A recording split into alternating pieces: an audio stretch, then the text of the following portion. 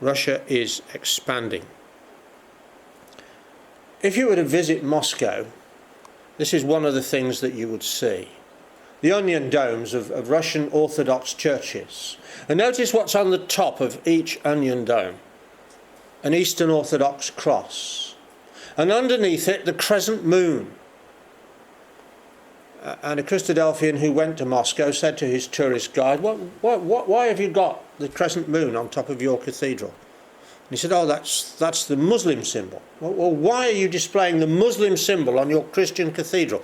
That's to remind us of 1453, when the Muslims drove us out of our capital, Constantinople.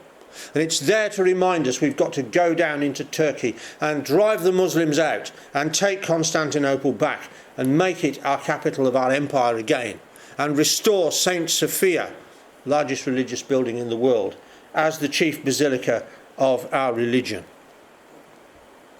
That was an ordinary Muscovite employed by the government to take tourists around the Kremlin. That's what they think. Now, just have a read of this. That is a fulfillment, by the way, of Daniel chapter 11 and verse 40. Daniel chapter 11 is an amazing prophecy which takes us through the ancient history of the Greek Empire after the death of Alexander the Great, and the generals who succeeded him, the Seleucids in the north and the Ptolemies in the south. And it takes us in amazing detail through their doings.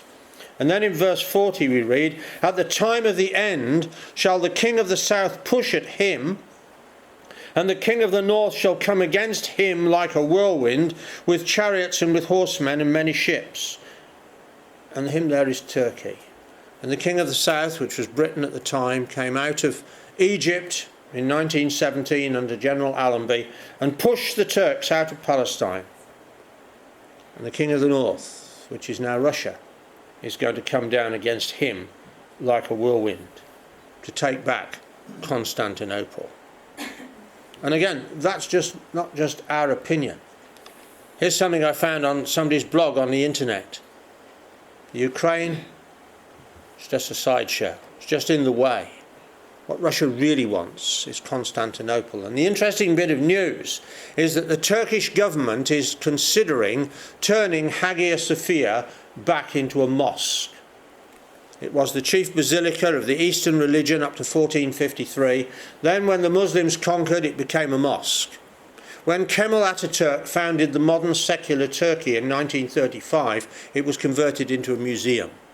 Now the Turkish government is considering turning at least part of it back into a mosque. And as this commentator said, the Eastern religions, the Greek and the Russian, won't tolerate it. Mr. Putin could very well deem himself the man who is destined to achieve Russia's longest, most lusted after goal, to take Constantinople.